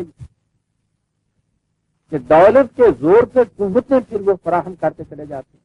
یہ جو یوں اس طرح سے صاحب قوت بن گئے تھے انہوں نے اسی قوم کے ان لوگوں سے کہا للذین نستضعفوا، جنہیں کمزور کر دیا گیا تھا. پیدائش کے اعتبار سے تو نہ کوئی طاقتور ہوتا ہے نہ کوئی کمزور ہوتا ہے. جیسا میں نے ابھی عرض کیا تھا تو بچے دونوں ایک جیسے ہوتے ہیں. پھر اس کے بعد ایک گروہ ہے کہ وہ مختلف طریقوں سے اپنے لیے دولت اکٹھی کرتا ہے، دولت کے ذریعے سے قوت فراہم کرتا ہے. قرآن یہ کہتا ہے کہ یہ قوت اور یہ دولت وہ کہیں باہر سے یا آسمان سے کھینچ کے نہیں لاتے. بڑی عجیب چیز، بنیادی چیز یہاں کہی ہے قرآن نے. کہا یہ ہے کہ وہ اس قوم کے طبقے کے اندر موجود ہوتی ہے چیز، اگر اس کی ڈسٹریبیوشن اور اس کی تقسیم جو ہے وہ منصفانہ ہو ہی نہیں سکتا کہ ایک گروہ زیادہ دولت مند لہذا زیادہ طاقتور ہو جائے اور دوسرا گروہ جو ہے وہ غریب لہذا کمزور ہو جائے. تو کہتا ہے یہ جو ایک گروہ کے پاس زیادہ دولت آتی ہے تو اسی نسبت سے دوسرا گروہ غریب ہو جاتا ہے. تو ہوتا یہ ہے کہ یہ جو اس کا تھا اس کے پاس آ جاتا ہے. کیا باتیں کیا جاتا ہے. یعنی استکبار اور استدعاء کے دو لفظ عجیب و غریب یہاں ہے کہ یہ بھی یہ نہیں ہے کہ یوں ہی قسمت کے طور پر پیدائشی طور پر یہ بڑے صاحب قوت تھے اور وہ بیچارے غریب تھے. انہوں نے اس قسم کے پلاننگ کی کہ جس سے زیادہ دولت ملائے قوم کے بن جائے اور اس کی وجہ سے زیادہ یہ قوت حاصل کرتے گئے اور جتنی یہ قوت حاصل کرتے گئے للذین نستضعفوا اتنی ہی دوسرا گروہ جو تھا کمزور ہوتا چلا گیا. تو یہ در حقیقت ان کی قوت تھی جو انہوں نے سمیٹ لی. کیا کتاب ہے عزیزان من. اور یہی چیز دولت کے متعلق کہ یہ کہیں آسمان سے نہیں لے آئے تھے. ہوتا یہ ہے کہ کسی ایک کی جیب سے نکل کے دوسرے کی جیب میں چلی جاتی ہے. جس کی جیب سے نکل جاتی ہے وہ غریب ہو جاتا ہے، جس کی جیب میں چلی جاتی ہے وہ امیر ہو جاتا ہے. لہذا یہاں یہ بتایا کہ ایک گروہ کا زیادہ امیر و طاقتور بننا اس کا فطری نتیجہ ہے کہ دوسرا گروہ اسی نسبت سے غریب اور کمزور ہو جاتا ہے. یعنی قرآن کے الفاظ سے یوں نہ گزر جائے. یہ قرآن سمجھنے میں تو یہ چیز بھی بڑی ضروری ہوتی ہے. عربی زبان میں ایک چیز ہوتی ہے اس کے باب جسے آپ کہتے ہیں، اس کی ایک خاص خاصیت ہوتی ہے. خاصیت کے معنی یہ ہوتے ہیں کہ اس وزن کے اوپر مادہ تو وہی 3 حرفوں کا ہی ہوتا ہے. جب اسے اس وزن کے اوپر لاتے ہیں تو اس کے معنی میں خصوصیت پیدا ہو جاتی ہے. یہ استکبار کہا کہ یہ جو چیز تھی پہلے ملائے قوم کہا ہے مرفع الحالیہ جنہیں حاصل، پھر استکبار ہے وہ حاصل کرتے تھے اس چیز کو، زیادہ سے زیادہ بڑائیاں زیادہ سے زیادہ قوتیں حاصل کرتے تھے. اسی نسبت سے من قوم ہی للذین نستضعفوا لمن آمن منہم، اور یہ تھا وہ طبقہ کہ جو اس دعوت انقلاب پر جس نے سب سے پہلے لبیک کہا تھا، اسی نے کہنا تھا نا، انہوں نے تو مخالفت کرنی تھی. ان سے کہا جا کے اب یہ دیکھیں جو یہ ماننے والے ہیں ان کے دلوں میں وسوسہ اندازی پیدا کی جاتی ہے. تکنیک ملاحظہ فرماؤ ان لوگوں کی. یہ آج ہی نہیں ابلیسی تکنیک، وہ ابلیس تو پہلے دن سے اپنی اسی قسم کی تکنیک جو کہ عام کرتا چلا جاتا تھا. ان کے دلوں میں جا کے وسوسہ ڈالنا. اتعلمون ان صالحا مرسلا من ربہ، کہا کہ یہ تمہیں پتہ نہیں کیا ہم نے تو سننے سے ہے. اور یہ بہت اپنے آپ کو کچھ الگ اونچا بنا کے پیش کر رہا ہے. کہتا ہے میں تو خدا کی طرف سے بھیجا ہوا ہوں. یہ خدا کی طرف سے بھیجا ہوا تو دیکھتے ہو بھائی کیا تم ایمانداری سے سمجھتے ہو کہ یہ خدا کی طرف سے بھیجا ہوا ہے؟ بنیادی طور پہ ان کے دل کے اندر ایک وقت ہوتا تھا نہیں. پھر ساتھ کہتے ہوں گے کہ اس کا کچھ خاص مفاد ہے اس کے اندر بنا ہوا ہے. یہ اس لیے کہ اس کی تو محسوس کوئی دلیل یا شہادت ہو ہی نہیں سکتی کہ خدا کی طرف سے اس کو وہی ملتی ہے. کتنی بڑی چیز اس میں کہہ دیں.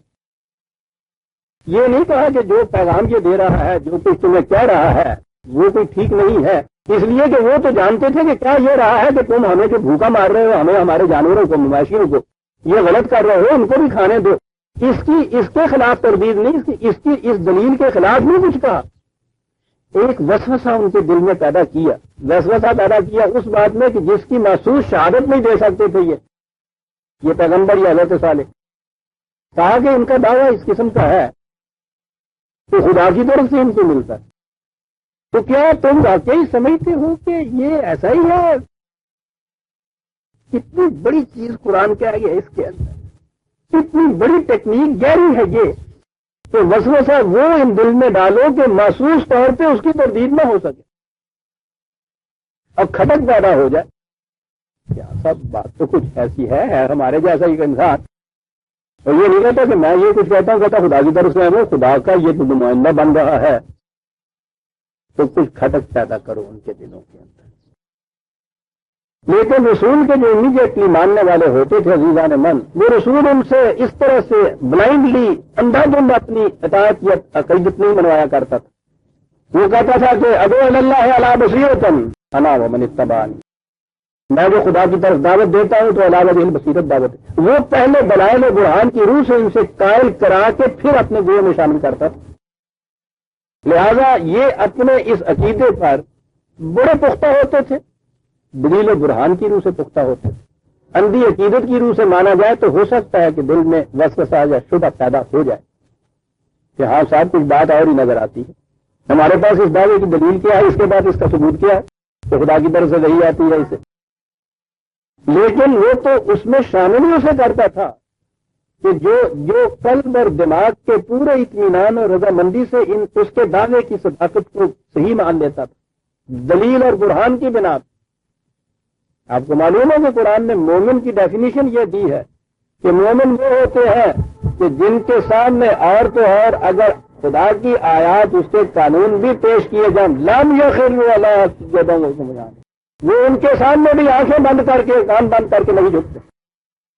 معنی یہ ہے کہ مومن وہ ہے کہ جو ان چیزوں کے اوپر علاوہ بصیرت ہی مان رہا ہوتا ہے. لہذا یہ وسوسہ اندیزیاں یہ اس کے ایمان میں لغزش نہیں پیدا کرتی. یہ تو عام لیڈروں کے متعلق ہوتا ہے کہ جو ہی کسی کے پارٹی کے ساتھ ہوئے ہیں اندر سے جا کے ذرا سی بات کی کہ صاحب یہ بات ہے، اتنا بڑا جو لیڈر بن رہا ہے اس کا مفاد کیا ہے، مجھے یہ چاہتا ہے. کل ہی یہ یحییٰ خان کے ہاتھ سے نکل رہا تھا کل بھائی. نبی کے ساتھ ہی جو ان کی کیفیت یہ نہیں ہوتی. اور یہی چیز ہے عزیزان من جو قرآن کریم نے صحابہ کبار کے متعلق ابدی شہادت دے دی، اولئک هم المؤمنون حقا، یہ ہے پکے اور سچے مومن. وہ اسی لیے پکے اور سچے ہوتے تھے کہ وہ علاوہ بصیرت ہی مان لائے ہوئے ہوتے تھے. انہوں نے کہا قالوا انا بما ارسل به مؤمنون، نے کہا کہ غور کیجئے گا جواب پر. اللہ اکبر اللہ اکبر. انہوں نے کہا تھا کہ اس شخص کے متعلق تم جانتے ہو کہ یہ خدا کا پیغمبر ہے، اس کی دلیل کیا ہے اس کے پاس؟ انہوں نے کہا کہ ہم یہ تو نہیں جانتے. بما ارسل بھی، جو پیغام یہ ہمیں دیتا ہے وہ ہم نے سمجھ لیا کہ سچا ہے، ہم اس پہ ایمان لائے ہوئے ہیں. بشریت کی اس کے اوپر ایمان نہیں لائے ہوئے، وہ پکا ہے اور سچا ہے اور ہم ایمان رکھتے ہیں. انا بما ارسل بھی. اور یہ وہ چیز ہے عزیزان من جو نبی اکرم صلی اللہ علیہ وسلم کی رسالت کی صداقت کی شہادت کے لیے آج بھی ہمارے سامنے موجود ہے، قیامت تک موجود رہے گی. حضور کے متعلق کچھ اور سمجھنے کی ضرورت نہیں ہے. بما ارسل بھی جو ہے، جو پیغام دے کر بھیجے گئے وہ ہمارے پاس اپنی اصلی شکل میں محفوظ موجود ہے. اس کو آن میرٹ کر کے دیکھیے کیسا پاتے ہو. اگر اس کو یہ سچا تم پاتے ہو، حضور سچے، یہاں سے یوں ایمان آ جاتا ہے اس کی رسالت کے اوپر. کیا جواب ہے 6000 سال پہلے کی ایک قوم وہ کہ جو ان کے نزدیک بڑے غریبڑے گئے مرینڈڑے گئے، ایسا نظر آتا ہے انہوں نے لحاظ کے مطابق کہ عقل فکر سے ہے ہی نہیں. یہ حضرت نوح کی قوم کے متعلق انہوں نے کہہ ہی دیا تھا نا کہ باغی اور رائے والے یہ تو بالکل یوں ہی کبھی عقل کے آدمی نظر آتے ہیں. تم یہ سمجھتے ہو کہ یہ کچھ سوچ سمجھ کے ہی مان لائے ہوں گے؟ انہوں نے کہا تمہیں پتہ نہیں ہے ان کا. دیکھیے یہ قوم، یہ ان کے غریبوں کا طبقہ جو ایمان لایا ہوا تھا، آپ دیکھتے ہیں کہ نبی کا طریقہ ایمان دوسروں کو اپنے دائرے میں کھینچنے کا طریقہ کیا ہے. وہ اپنے آپ کو نہیں منواتا، اپنی ذات کو نہیں منواتا، وہ پیغام کو پیش کرتا ہے اور ان کا جواب سنتے ہیں ان غریبوں اور ناداروں کا جنہیں ہمارا طبقہ کبھی خاطر میں بھی نہیں لاتا. محفل میں اگر کسی کے کپڑے میلے ہوں کسی سے بات نہیں سنتا، اگر کرتا پھٹا ہوا ہے تو اس کو پاس نہیں کو بیٹھنے دیتا. یہ ایک قسم کے تھے لیکن تربیت یہ تھی، تربیت نبوی۔ جواب آپ دیکھیے کیا وہ دے رہے ہیں۔ انہوں نے کہا تھا کہ تم واقعی یقین رکھتے ہو اللہ صالح مرسل، صالح کے متعلق کہ یہ خدا کا رسول ہے۔ انہوں نے صالح کی بات نہیں کی، انا بما ارسل بہ مومنون۔ ہمیں تو یہ پتا ہے کہ بات جو کہتا ہے وہ بڑی سچی کہتا ہے، اور ہم تو اس بات کے اوپر ایمان لائے ہوئے ہیں۔ اس کے متعلق گفتگو کرو ہم سے، ہم جواب دیں گے۔ اللہ قال الذین استکبروا انا بالذی آمنتم بہ کافرون۔ انہوں نے کہا کہ پھر یہ جو کچھ تم کہہ رہے ہو، جو پیش کر رہے ہو، اس کی بات ہے تو ہم تو اس کو نہیں مانتے۔ تو بات ایمان اور کفر کی نبی کی ذات نہیں رہتی، اس کا پیغام ہوتا ہے۔ پیغام کو اگر آپ جھوٹا مانتے ہیں، نبی کو بھی آپ معاذ اللہ جھوٹا مانتے ہیں۔ پیغام دینے والے اس کی سچائی کا اعتراف کرتے ہیں، اس کی صداقت کا بھی آپ کے اعتراف کرتے ہیں۔ انہوں نے کہا کہ ہم تو نہیں اس کو ماننے کے لیے، معاہدہ کر چکے تھے، وہ اونٹنی جسے ناقۃ اللہ کہا گیا تھا کھلا چھوڑا تھا، لیکن 2-4 دن کے بعد پھر آپس میں یہ بات کی ہوگی نا کہ ہم خواہ کے لیے صاحب یہ خان صاحب کی اونٹنیوں کے ساتھ، لمبردار کی اونٹنیوں کے ساتھ نتھو جلا رہی اونٹنی بھی آئی 4 دن پھر کے آ گئی، آگ بال اٹھی ہونی ہے جناب۔ بڑی مشکل تھا یہ دیکھ، نہ ضبط کر سکے، نہ برداشت کر سکے، واقع نہ کہتا اس اونٹنی کی کونچی کاٹ ڈالی۔ یہی نہیں کیا کہ اس اونٹنی کو کہیں لے کے باندھ دیا یا ان کے گھر بھیج دیا، انہوں نے کہا کہ صحابہ مقاؤ نہ رہے بانس نہ بجے بانس، اونٹنی کو ہی ختم کرو، اونٹنی کو ہی ختم کر دی۔ وہ آتا ہوا نمر ربہم، یہ تھا وہ جرم، ایک اونٹنی کا مار دینا یا اس کو زندہ رکھنا یہ بات نہیں تھی۔ وہ تو کہا تھا نا کہ ھذا ناقۃ اللہ لکم آیا، یہ تو اس چیز کی نشانی اور علامت ہے کہ تم اس معاہدہ کی پابندی کرتے ہو یا نہیں۔ اس اونٹنی کا مار ڈالنا جو تھا، عطاؤ عن امر ربہم، اپنے رب کے حکم سے سرتابی بچ۔ اور دیکھا یہاں رب کا لفظ جو قرآن لایا ہے کتنی بڑی چیز ہے، وہی ربوبیت، وہی پرورش، سامان پرورش کا ذکر ہو رہا ہے، ذرائع پیداوار جو ہے اس کا ذکر ہو رہا ہے، معاشی نظام کا ذکر ہو رہا ہے، اس کے حکم سے سرتابی برتی۔ اور اس کے بعد حضرت سارہ نے کہا تھا نا کہ یاد رکھو تباہی آ جائے گی، قالوا یا صالح ائتنا بما تعدنا ان كنت من المرسلین۔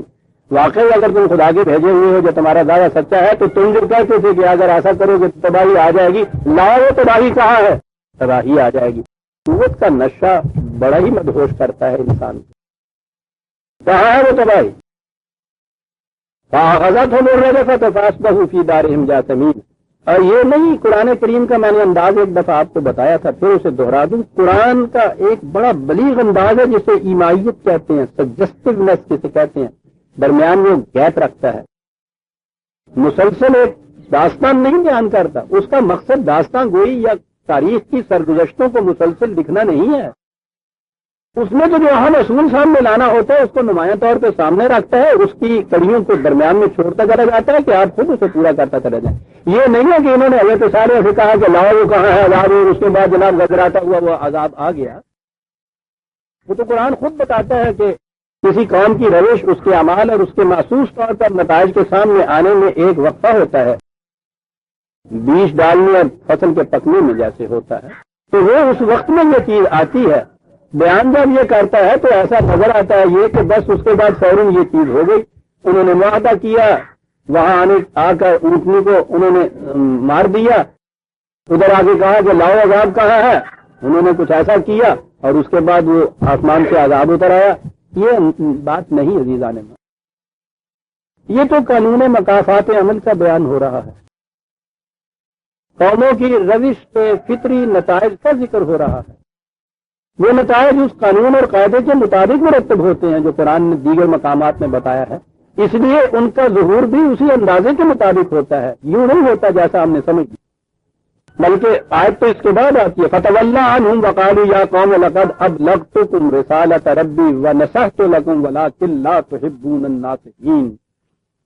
قرآن ہمیں یہ بھی بتاتا ہے کہ یہ انبیاء اپنی جماعت کے ساتھ ان سرکش لوگوں کی آخری وقت تک انہیں ہدایت کرتے رہتے تھے، تنبیہ کرتے تھے، روکتے تھے انہیں ان چیزوں سے کہ باز آ جائیں. لیکن جب معاملہ وہاں تک پہنچ جاتا تھا، جب نظر آتا تھا کہ ان کی سرکشی کے نتائج ضرور تباہی کی شکل میں آئیں گے، تو وہ اپنی قوم کو لے کے وہاں سے نکل جاتے. ہر نبی کے متعلق یہ تھی. کچھ اس نظام کا کچھ ایسا نظر آتا ہے کہ اس قسم کے نظام کا کوئی جز یہ تھا جسے ہجرت کہتے ہیں، لیکن یہ اسی صورت میں تھا کہ اگر وہاں امکان نہ رہے اس بات کا کہ جو نظام یہ چاہتے ہیں اس کے قائم کرنے کا امکان نہ رہے، تو وہ پھر وہاں یوں ہی پاؤں توڑ کر بیٹھے نہیں رہتے تھے کہ ہم نے اپنی وسعت کے مطابق یہ کر دیا، بہرحال اب یہ نہیں ہوتا تو ہم کیا کریں. قرآن نے ان سے کہا ہوا ان ارض اللہ واسعۃ، خدا کی زمین وسیع تر ہوتی ہے. اور یہ وہ مقام ہوتا ہے کہ جب حضرت ابراہیم علیہ السلام نے جب کہا تھا کہ انی ذاہب اللہ، میں چلا اپنے اللہ کی طرف، تو اللہ تو وہاں بھی موجود تھا جہاں یہ پہلے تھے. یہ اللہ کی طرف کیسے کہاں جا رہے ہیں؟ اس سرزمین کی طرف کہ جہاں اللہ کا نظام قائم کرنے کے امکانات زیادہ ہیں.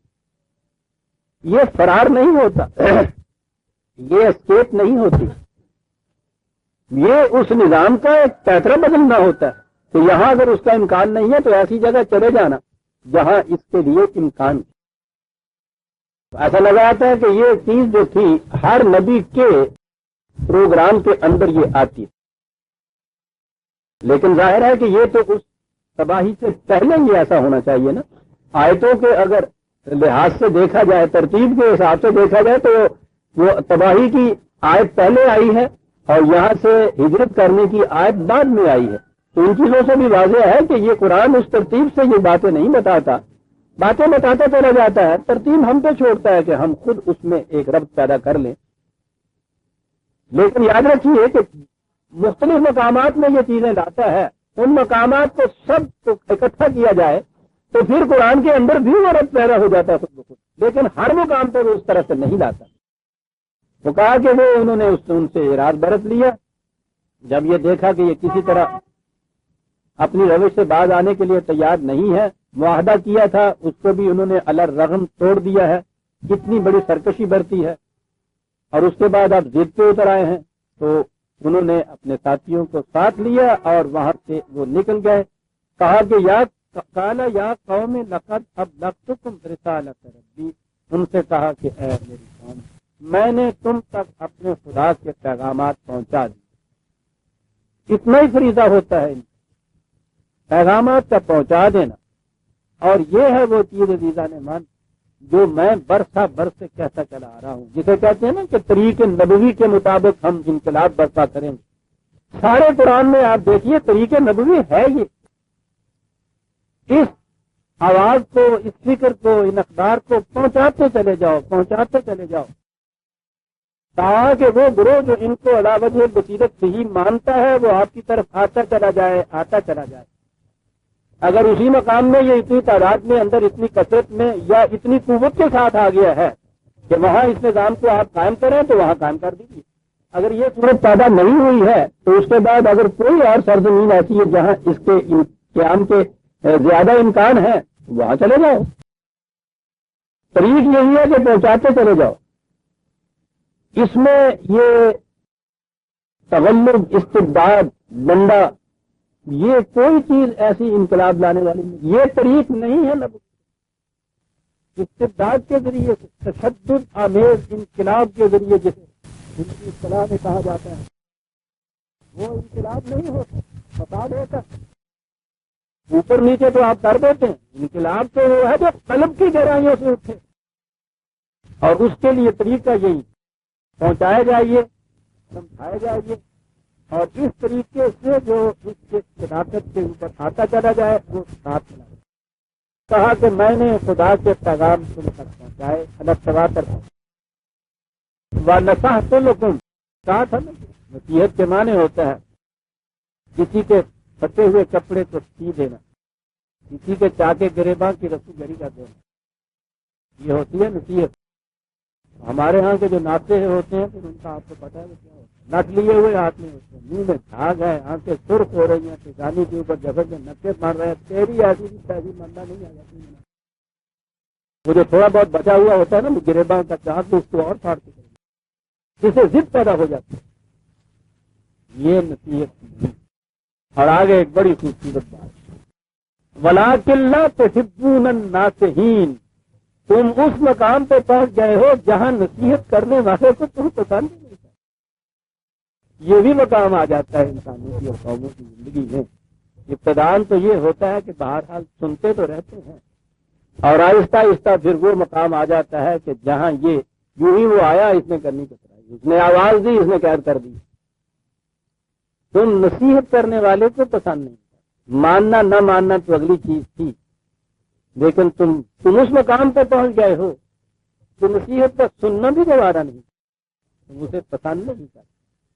اس لیے لو میں چلا، اور عزیزان من، جیسا کہ میں کہا کرتا ہوں، کسی ناسے طبیب کا کسی مریض کی بالی سے یہ کہہ کے اٹھ کے چلے جانا کہ یوں خدا کی خدائی برحق ہے، پر اثر کی ہمیں تو آس نہیں، یہ جو اس کا وقت ہوتا ہے سمجھ لیجیے کہ اب وہ موت اور تباہی آ رہی۔ یہ جب رسول اس طرح سے کنارہ کش ہو جاتا ہے یہ کہہ کے کہ لو میں چلا، تو یہ سمجھ لیجیے کہ اب یہ کام بچ، اور یہ اس وقت ہوتا ہے جب وہ ناصحین کو ناپسند کرنے لگے۔ یہ بڑی عجیب بنائی ہے قرآن میں۔ چنانچہ اس کے بعد اس قوم کی تباہی ہوئی۔ آپ نے دیکھا کہ اس واقعے میں، قوم سمود کے واقعے میں، کتنے اہم ابدی حقائق آ گئے ہیں سامنے۔ بنیادی معاشی نظام کہ ذرائع پیداوار کے اوپر کسی کی ذاتی ملکیت نہیں ہو سکتی، یہ ہر اس کے لیے جس کے لیے خدا نے اس کو ذریعہ رزق بنایا ہے، اسے کھلا چھوڑنا چاہیے کہ وہ اپنے لیے سامان رزق اس میں سے حاصل کرے، پہلی چیز۔ دوسری چیز یہ کہ یہ الگ نظام معاشی نہیں ہے کہ اتنا ہی ٹکڑا ہے وہ، یہ عبد اللہ کے تابع آتا ہے۔ پوری زندگی کے اندر قوانین خداوندی کی اطاعت اس کا ایک حصہ یہ نظام ہے۔ اسی لیے ہر نبی کی دعوت کا پہلا پیغام جو تھا وہ عبد اللہ ہو، اور اس کے بعد یہ باقی پیغام آتے تھے۔ اگلی چیز اس میں تو یہ آئی کہ نبی جو اپنے ساتھ میں لاتا ہے تو وہ لوگ یوں ہی جذباتی طور پہ ساتھ نہیں مل جاتے، یہ اپنی دعوت کو علاوہ بصیرت پیش کرتا ہے، وہ پورے غور و فکر کے بعد قلب و دماغ کی کامل رضامندی سے اسے ایکسپٹ کرتے ہیں، اور اس میں آپ دیکھ رہے ہیں کہ وہ اس کی ذات سے بات نہیں کرتے۔ جب ان کو کوئی کوشچن ہوتا ہے تو وہ یہ کہتے ہیں کہ صاحب یہ دیکھیے کہ جو پیغام ہم دیتے ہیں وہ پیغام کس قسم کا ہے، اور یہاں سے یہ بات آگے ہمارے یہاں چلی کہ جو شخص بھی آپ کو کوئی بات کہتا ہے، نصیحت کی، کوئی انقلاب کی، کوئی پیغام دیتا ہے، دیکھیے یہ کہ وہ پیغام کس قسم کا ہے، اسے آن میرٹ پرکھیے۔ انہوں نے جواب یہ دیا کہ ہم تو اس پیغام پہ ایمان لائے ہیں جس کے متعلق ہم بتا سکتے ہیں، دلیل دے سکتے ہیں کہ وہ واقعی صداقت پر مبنی ہے۔ وہ لوگ پھر نہیں ساتھ چھوڑتے، خواہ کتنی وسوسہ اندازی کیوں نہ کی جائے، اور یہ لوگ مخالفین اور ہر بار جب ناکام رہ جاتا ہے تو وسوسے پیدا کرتے ہیں ان کے دلوں۔ پھر اگلی چیز یہ ہے کہ کسی قوم میں جب ایک گروہ دولت سمیٹتا ہے اور قوت حاصل کرتا ہے تو اسی نسبت سے اس قوم کے دوسرے گروہ جو ہے کمزور اور غریب ہو جاتے ہیں۔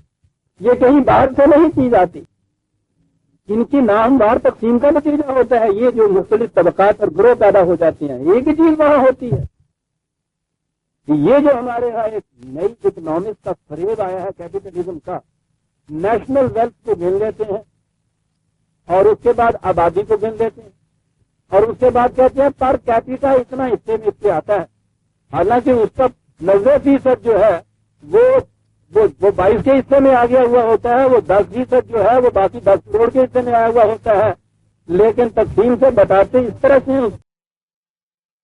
اگر جس طرح سے یہ بتاتے ہیں عملاً ایسا ہی ہو تو پھر تو یہ ناہمواریاں پیدا نہیں ہوتی، نہ دولت کہیں جاتی ہے نہ کہیں سے آتی ہے، پیدا ہوتی ہے۔ تو قرآن کریم نے یہ جو چیزیں بتائی کہ وہ جو منع کی بنا پر وہ قوت حاصل کرتے تھے، اسی نسبت سے دوسرا طبقہ جو تھا ضعیف، کمزور اور غریب ہوتا چلا جاتا تھا۔ کتنی عجیب چیزیں کہتا چلا گیا۔ پھر نبی معاہدہ کرتا ہے تو اسے محض نظری تھیوریٹیکل نہیں رہنے دیتا، وہ کہتا ہے نہیں بابا عملی ثبوت ہے اس کا۔ یہ ہے ایک اونٹنی، میں جو پیغام دیتا ہوں، میں جو نظام پیش کرتا ہوں، اس میں میری تیری کی بات نہیں رہے گی۔ یہ ہے ایک اونٹنی، نہ میری نہ تیری نہ زید کی نہ بکر کی، یہ ہے اللہ کی زمین جس میں کلی پھرے گی۔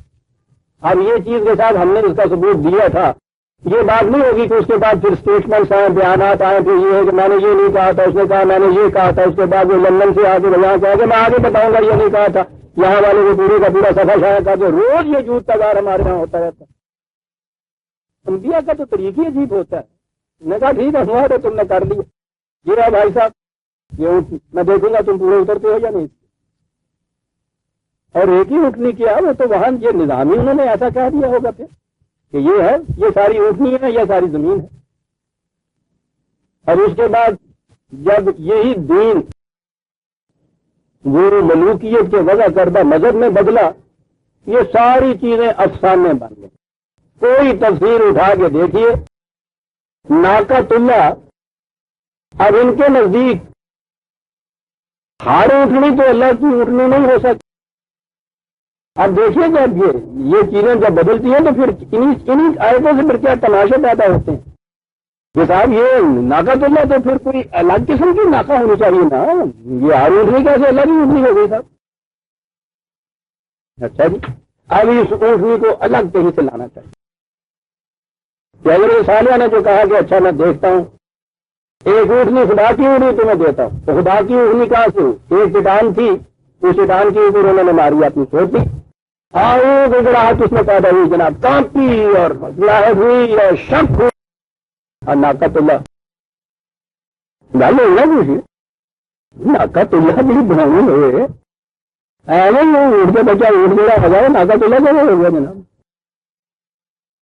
یوں لے جائیں گے تو یہ سارا قصہ ختم ہوگا نا، یہ جو کہا گیا اس کے اندر سارا نظام جو اس کے بعد یہ لانا تھا کہ زمین کے اوپر بے نحد نہایت ملکیت جائز ہے، تو تصور گم کرنا تھا نا۔ یہ ایک افسانے سے آپ دیکھتے ہیں کہ حقیقت جتنی بھی ہے ساری گم کر کے رکھ دی۔ ناقۃ اللہ کو یوں لے آئے اور اب ذہن آپ کا چلا انہی توہم پرستیوں کی طرف کہ یہ تھی صاحب یہ عام اونٹنیاں یہ اللہ کی نہیں ہے۔ اب نہ کوئی چٹان پھٹے، نہ اس میں سے اونٹنی نکلے، نہ کوئی ناقۃ اللہ ہو، نہ وہ ناکے بھی تو ہٹے۔ جب کہا جائے کہ ناقۃ اللہ عرض اللہ میں جانا چاہیے تو انہوں نے کہا جی ٹھیک ہے ایسی تیار ہے کہ قرآن تو زیادہ ایمان ہے جی، پہلے ناقۃ اللہ میں لے آؤ نا تو کر دو نا اونٹنی۔ اس قرآن کے ساتھ کیا کچھ نہیں ہوا پتہ نہیں، یا تو ہم کی سطح اتنی پست ہو گئی تھی، اور نہیں میں سمجھتا ہوں کہ استبداد کا شکنجہ اتنا زیادہ تھا کہ کوئی کوشچن نہیں کر سکتا ان چیزوں کے اوپر کہ کیا کہتے ہو، کتنی صاف چیز ہے۔ مان تو چلے آ رہے 1000 برس سے عزیزان ایمان کی ہر تفسیر میں یہ لکھا ہوا ہے کہ ناقۃ اللہ اس چٹان سے نکلی تھی، بلکہ اس سے بھی آگے ہے کہ اس کا ایک بچہ پھر پیدا ہوا تھا، اور جب انہوں نے اس اونٹنی کو مار دیا ہے تو بچہ بھاگا، تو ان کو یہ اندیشہ لاحق ہوا کہ اللہ کی اونٹنی کا یہ بچہ ایک میٹر کی فتنہ ہی ہونا چاہیے، انہوں مار دیتا ہے، انہوں سپولیے میں رہن دیتا ساتھ میں مار کے انہوں وقت بعد رہا ہے، انہوں نے کہا ٹھیک ہے وہ بھی بات کر دو، چلا کے انہیں مگر مگر بیٹھے مندے لا مارو او نٹھا جنا، وہ آگے گیا تو آگے پہاڑی آگے پیچھے یہ تھے جناب۔ اب کیا کیا جیسا چٹان میں پھٹی، یہ اس کے اندر گیا چٹان مٹ گئی، چال بھائی اللہ کا بچہ اللہ کو انہیں اونٹنی بھیجی سے اڈا والا اونٹ کا بوتل لے لیا نال مار، ٹھیک ہے انہوں ہی کاٹا نہ پیا، اونٹنی بھی مر گئی، پیابا بھی مک گیا جناب۔ کیا بات ہے، تفسیر بیان ہوتی ہے قرآن میں۔ یہ سارا جو کچھ میں نے عرض کیا عزیزان من، اتنی بڑی بنیاد تھی معاشی نظام کی، اس نے انقلاب پیدا کر دیا۔ 6000 سال سے تو چھوڑ دیجیے، اگر انبیاء کی تعلیم کے اوپر عمل ہونا شروع ہوتا اس دور سے ہی انسانیت اسی کے اوپر رہتی، اب سوچیے انسانیت کا کاروان کہاں پہنچا ہوا ہوتا۔ انہیں چھوڑ دیجیے پرانے زمانے کو عزیزان من، اگر 1400 سال سے ہی کہیں یہ ناقۃ اللہ اور یہ عز اللہ صرف 2 ٹکڑے جو تھے یہ اسی طرح سے رہتے جیسے قرآن نے بتائے ہیں، اور ایمان ہوتا کہ یہ ہے خدا کی ہدایت، اس کے خلاف جانے سے تباہی آ، لیکن جب حقیقت افسانے بن جائے اس کے بعد پھر یہ ہوتا ہے۔ اب ہر جگہ یہ مانا جاتا ہے کہ ناقۃ اللہ او جڑی اس پتھر جو نہیں، یہ اونٹنیاں پھر تو مرچو کھا دیا تو پندے للہار دی رہی، اللہ کی اونٹنی پر اس میں سے نکلے گی، سب چیز گم کر دی انہوں نے کہا، گم کی جاتی ہے، یہ ہے۔ اور اس کے بعد تباہیاں جب آتی ہیں اس کے لیے بھی پوچھو میں کتنے افسانے بنے ہوئے ہوتے ہیں، ان کو قوم کی تباہی کا تو پتہ ہی نہیں چلتا نا صاحب، اس لیے کہ یہ اپنے آپ کو تو تباہ شدہ قوم سمجھ نہیں رہے، یعنی جو ملت جہنم کو دوسروں کا مقام بتائے کہ ہندوؤں نے جانے ہے انہیں کی سمجھ آنی ہے یہ آزاد کن کر رہے گا، یوں یہ دوسری پٹڑی پہ پڑ گئی آپ کی گاڑی۔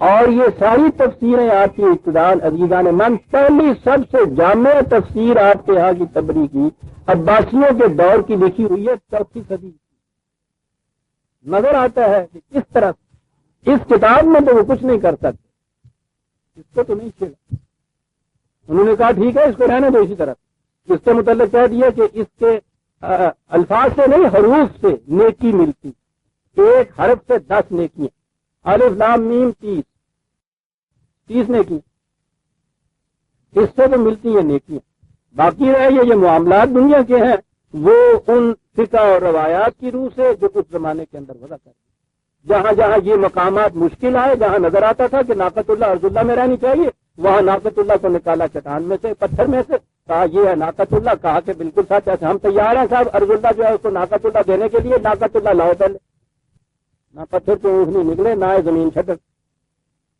لیکن اس کے بعد جو ہے پھر قرآن نے کہا تھا کہ جعل عالیہا سافلہا، تمہیں پتہ نہیں ہماری تباہی جب آیا کرتی ہے تو یہ جو بڑے بڑے اونچے بڑھے ہوئے ہیں نا پتھر کے نیچے آ جایا کرتے ہیں، تباہی کا نہیں ان کو پتا، کہتے ہیں پتھروں سے ہوا کرتی ہے۔